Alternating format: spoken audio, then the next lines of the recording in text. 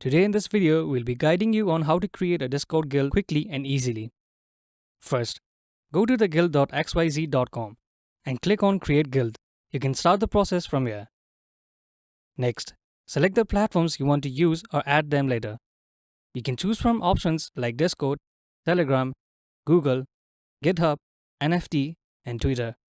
If you select more than one, templates will be generated for your guild based on your selections. Your default ID will be your address, so connect the address you want to designate as the guild owner. To manage your servers, groups, files, repositories, social accounts, and wallets, simply access your guild account by clicking the top right corner. From there, select the platform where it's a server, group, file, or repository and add the guild bot, depending on the platform.